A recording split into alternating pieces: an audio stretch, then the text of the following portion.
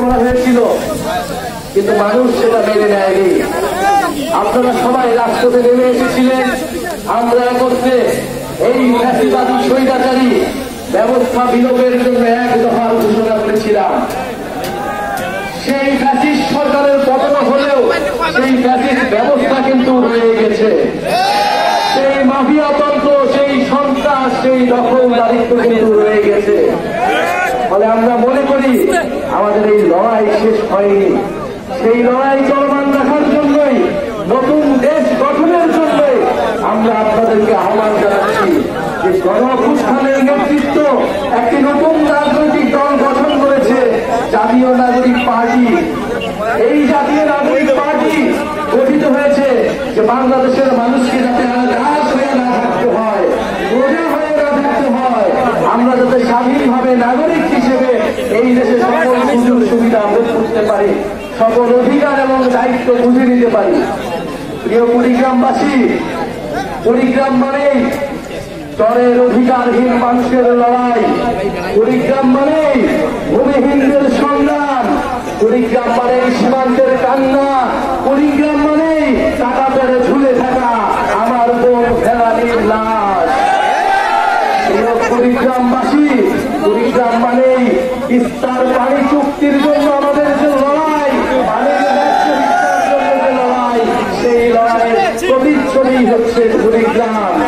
কুড়িগ্রাম মানে মুক্তিযুদ্ধের তারাবন্দির অস্ত্র হাতে তুলে নেওয়া, কুড়িগ্রাম মানে 24-এর গণঅভ্যুত্থানে শহীদ হওয়া আমার ভাইয়েরা। প্রিয় কুড়িগ্রামবাসী, আমরা জানি সেই ব্রিটিশ আমল থেকে, সেই সিপাহী বিদ্রোহ, সেই ফকির সন্ন্যাসী আন্দোলন থেকে কুড়িগ্রামের মানুষরা বারবার রক্ত দিয়েছে, বারবার লড়াই করেছে। এই সীমান্তবর্তী জেলা হিসেবে কুড়িগ্রাম সবসময় প্রতিরোধ তৈরি করেছে সীমান্তে।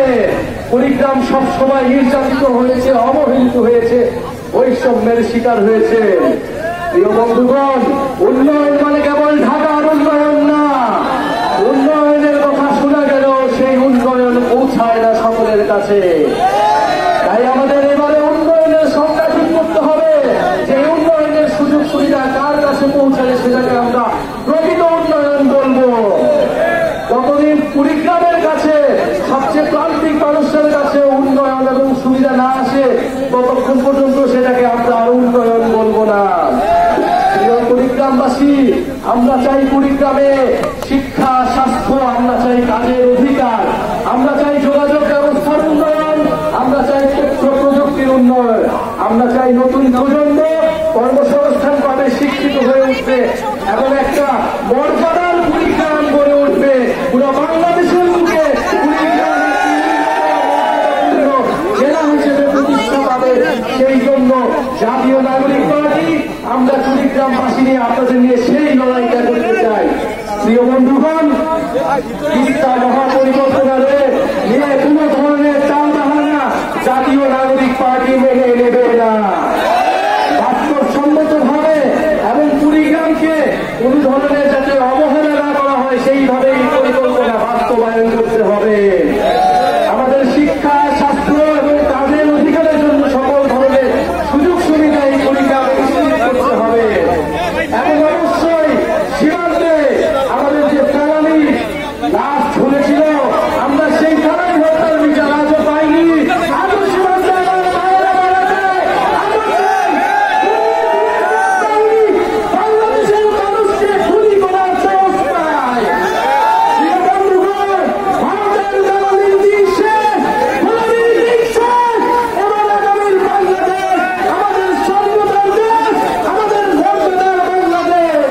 আমরা আর মেনে নিব না। গত 50 বছর আমরা মেনে নিয়েছি, আমরা সীমান্তে আর একটি হত্যাকাণ্ড মেনে নেব না। প্রিয় বন্ধুগণ, সীমান্তে মানবাধিকার নিশ্চিত করতে হবে। আমাদের ভাই বোনেরা তাদের কর্মসংস্থানের অধিকার এই বাংলার ভূমিকে নিশ্চিত করতে হবে।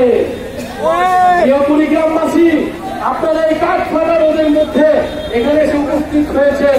এই যে আজকের নেতৃবৃন্দ, আজকের সাজিদ আলম, হাসনাত আব্দুল্লাহ, আমরা গণঅভ্যুত্থানে অংশগ্রহণ করেছিলাম মানুষের অধিকারের জন্য, নিজের দায়িত্ববোধ এবং দেশ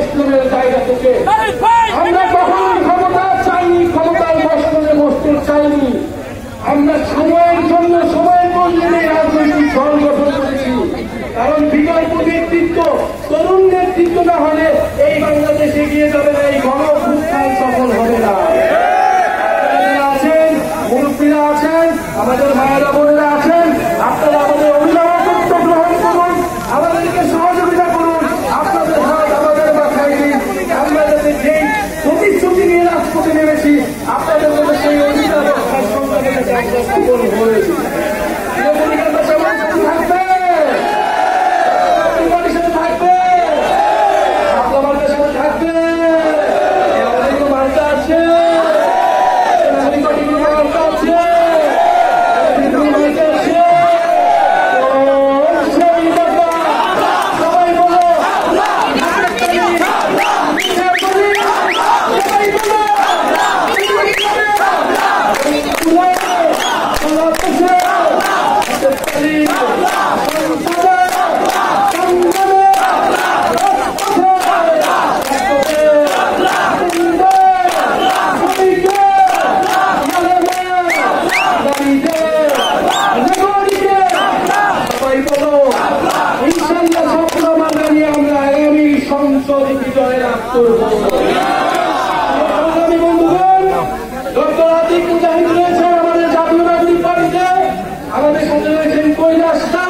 আমরা দলিত হরিজন হিন্দু মুসলমান সকল শ্রেণীর পেশার সকল মানুষকে নিয়ে আগামী শান্তি ও সম্প্রীতির বাংলাদেশ গড়ব ইনশাআল্লাহ। সেই বাংলাদেশে